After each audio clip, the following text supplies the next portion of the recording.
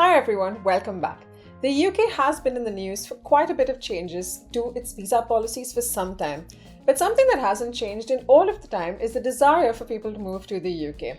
I can honestly say it's a wonderful place to live, and the good thing is it's still actively looking to hire healthcare professionals. So if you are looking to move to the UK, you are in luck, because today we're talking about how you can get sponsored for healthcare roles in the UK as a doctor, a nurse, a dentist, or any other related healthcare profession.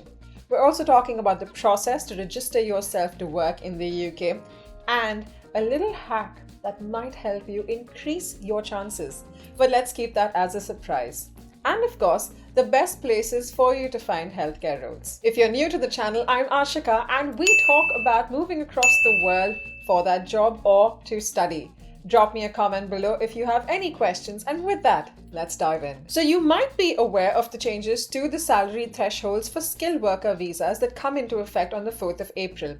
It was earlier 26,200 per year, and it will soon move to 38,700 per year. Now, the good news is that this salary threshold rule is not applicable to health and care worker visas. However, there is also other news about care worker visas. The new visa rules say that unlike other healthcare workers, care workers and senior care workers will specifically no longer be allowed to bring their dependents along with them into the UK on this visa from the 11th of March. Now, the reason for this was that in 2023, there were 101,000 health and care worker visas granted and 120,000 visas granted to dependents, which is a pretty large number.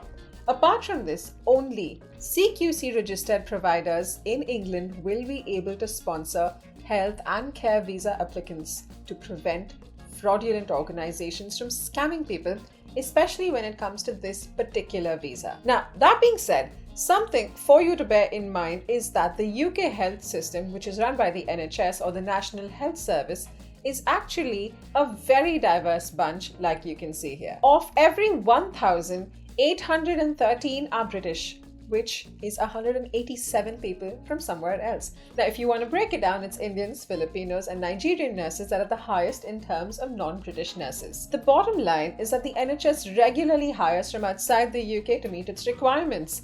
And so there is a huge scope for you to land a job in the UK if you fall in the health and care industry. The requirements for getting a health and care worker visa is similar to other work visas that the UK has.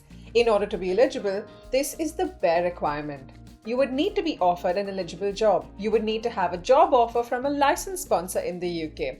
You would need a COS or a certificate of sponsorship, and you'd need to be paid a minimum, at least the minimum salary for that role.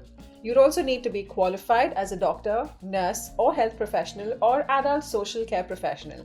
And we'll break down all of these points one by one. But before I go ahead, don't forget to hit that subscribe button and click on the bell icon for notifications. Now, for starters, the job that you apply for needs to be an eligible job. Only certain roles allow sponsorship to be offered. So before you apply, you first need to ensure whether the role that you're interested in can offer you sponsorship or not.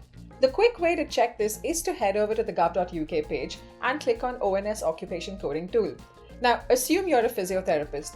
You'll enter it here and hit search. You've now got the job code, which is 2221. Now, head back to the previous page and do a Ctrl F and type 2221. Here, you can see it listed, which means physiotherapy is an eligible job for sponsorship in the UK. And you can see all the other eligible job codes here. Next, the certificate of sponsorship that I just spoke of is called the COS. Companies need to apply for a COS with the government if they wish to employ anyone from outside the UK. Without a COS, you or your employer cannot apply for a health and care worker visa or for any work visa for that matter. Your employer can only apply for a COS if they are licensed sponsors. So not every company in the UK can offer you a sponsored job. Only companies that have applied for a license from the government are allowed to hire from outside the UK. So before you go ahead with any job offer, ensure that they are licensed sponsors and ensure that they can provide you with a COS if you are applying for your own visa and your company isn't applying for it on your behalf. The reason I say to check if they are licensed sponsors is because there are so many scams going on off late. It's important for you to be careful. To check if a company is a licensed sponsor, you can either download the list from here and search using Ctrl F, or you can use this website. You would also need to be offered the minimum salary. The reason the government insists on this is so that employers do not take advantage of vulnerable workers in the UK. There's a minimum salary for everyone working in the UK and a different set of minimum salaries for jobs that are sponsored. If you check Govt.uk, it mentions that you usually need to be paid at least £26,200 per year or £10.75 per hour, whichever is higher. If the going rate for your job is higher than both of these, you'll usually need to be paid at least the going rate. And they've listed an example here. Your salary is £27,000 per year, but the annual going rate for the job that you'll be doing is £30,000. In this case, you do not meet the usual salary requirements for this visa. Now, for you to find out how much you'll need to earn for your specific role, click on this link. You'll see the going rate for different bands here and also for doctors based on their locations: England, Wales, Scotland and Northern Ireland. And in case you aren't sure which band you belong to, head over to this page, which is the Health Careers page of the NHS, and it lists down which roles fall under what bands. If you'd like more detailed information, there is a government circular on pay for healthcare staff, which covers all of these points, which I will link in the description below. And finally, your qualifications. Now, how healthcare in the UK works is care is provided through private healthcare institutions, and then there's social healthcare that is funded by local authority. Because healthcare jobs are slightly different from other regular jobs, the process of getting a health job in the UK is also different. Some healthcare jobs do not require a registration with a professional regulatory body. These include senior care workers, support officers, and residential managers. Other roles such as doctors, nurses, dentists, midwives, and allied health professional roles such as physiotherapists or paramedics or radiographers require a registration. But we'll get to that in a bit. Because good healthcare professionals are in such a shortage in the UK hires internationally to help with this shortage. There are two main ways international health and social care personnel are recruited to the UK. The first is when an employer directly recruits, so they put out a job posting and advertise on job boards and hire healthcare professionals directly. The second way is via a recruitment agency or a recruitment organization, where the employer gets in touch with an agency to help them recruit the right talent. Because there are so many scams running in the UK, the government has actually published a list of ethical recruiters who are agencies that signed up to act in line with the code of practice set by the government. One name I would definitely recommend is Turn, which happens to be a global migration platform and happens to be on the list of ethical recruiters. It's basically a VC-funded new age startup with a presence in 4 countries and a strong growth trajectory. At the moment, Turn is hiring for doctors across 50 plus NHS trusts, and so it gives aspirants the widest reach in terms of job opportunities. It's actually actively placing for oncologists, psychiatrists, neurologists, and gastrointesticians, and a lot more. Now, Turn is basically a global recruitment platform for which it operates like a LinkedIn for healthcare professionals, connecting healthcare professionals to organizations looking to hire. Turn provides you with an end-to-end support with updating your CV and your profile, providing you with AI-driven matching jobs, and they also help with interview prep, documentation support, relocation assistance, and community access when you get to the UK to connect you to other doctors and nurses for easier rehabilitation and assimilation. And the best part, by signing up with Turn, you get a lifelong access, so if you'd like to look for a different job later on, you can always go through them. And like with any organization recruiting for the UK, you don't have to pay them anything and there are no hidden charges. Now, if you've been watching my videos in the past, you'll know that I normally do not recommend agencies, but the fact that Turn is on the ethical list of recruiters made a big difference to me. Also, the fact that their advisory panel comprises of senior doctors from reputed institutes like the Manipal Hospital and senior and ex-government officials. It was actually created by 2 IIT Bombay alumni. Now, to practice medicine in the UK, you need to hold a registration with a license. The license to practice is issued by the GMC or the General Medical Council, and it applies to all doctors in the UK, irrespective of whether they work with the NHS or private healthcare institutions. So if you've never been registered with the GMC in the past, you will need to apply for a license to practice and registration. Depending on your qualifications and your experience, there are multiple registration routes available. The registration will depend on your nationality, the country in which you gained your primary medical qualification, the type of work you want to do, whether or not you have completed a period of postgraduate training or an internship. Ideally, you'd first need to check if your primary medical qualifications are eligible for registration. And if you aren't sure, you should check your qualification status with the GMC. To start the process, you'll need to take an English language test. And you can take the IELTS test for this. That would mean an IELTS overall score of 4.0, which is basically a score of 4 overall, as well as a 4 in each of your skills. Now, something you should know if you check GMC is that you can only use your offer of employment as evidence of your knowledge of English if it is from a UK healthcare organization. This organization must be a designated body, and you can check the list of designated bodies from here. Next, you will need to prove that you are safe to practice in the UK. So apart from checking your degree and where you earned your degree from, the GMC also aims to test the core knowledge, skills and behaviors of doctors who want to practice medicine in the UK.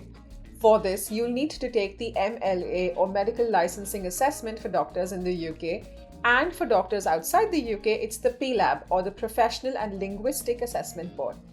If you aren't sure if you need to take the PLAB or not, keep this in mind. If you graduated med school outside the UK, the EEA or Switzerland, you'll most likely need to take this test.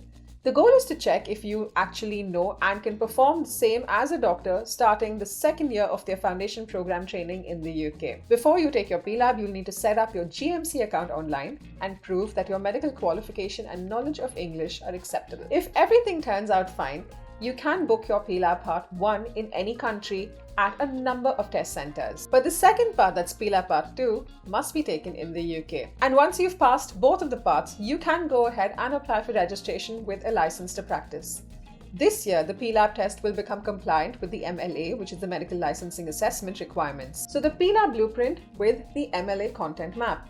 But for you as someone applying for the test, there will be very little differences as it tests the same core knowledge, skills and behaviors needed for UK practice. And you can find more information here. Now, a couple of things before you start practicing. You'll need to get adequate insurance and indemnity cover. You might need to work in an approved setting. And if you plan to work as a GP or a general practitioner, you must apply to join a performers list and an induction and returner scheme with the appropriate organization.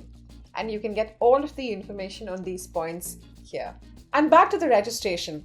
As well as your license that you will get after you clear the PLAB, you'll also need to be registered. In order to register, there are a couple of steps which you'll find on the GMC website. You have to check you are eligible, complete an application, pay a fee, and provide the required evidence and complete an identity check.